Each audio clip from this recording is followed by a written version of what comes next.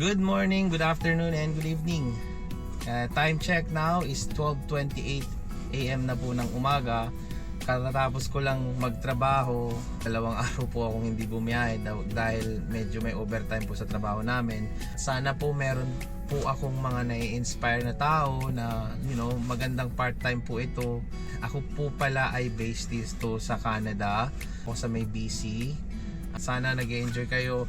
Please don't forget to like and share sa aking page, sa aking YouTube account, Facebook account, sa TikTok ko, sa aking Instagram.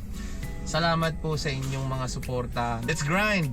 Meron na tayong first ride. Papunta siya ng Vancouver. Pick upin na natin siya. Let's G!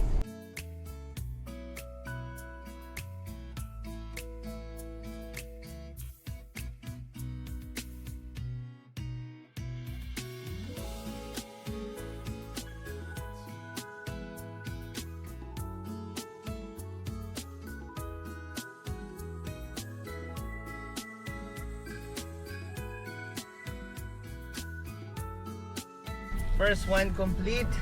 Ay meron na tayong second one ngayon. Papunta naman to sa UBC.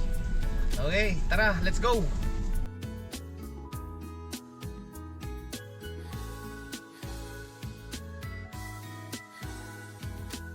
Have a good night. Hello.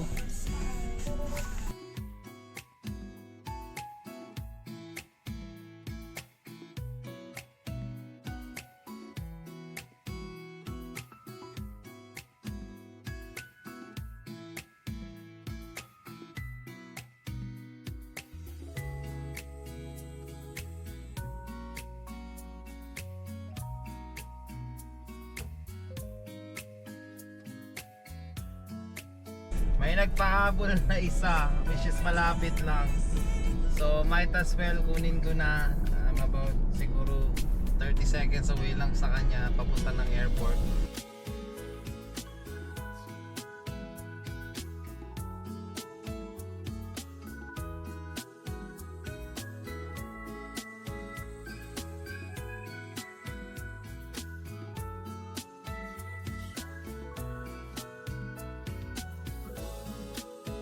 Tapos na ang ating ride for the day. Bago tayo matapos, Roman 8:28. God's plan for you is always the best. Sometimes the process is painful and hard, but don't forget that when God is silent, He's doing something for you. Trust the process. I'll see you again tomorrow. Peace.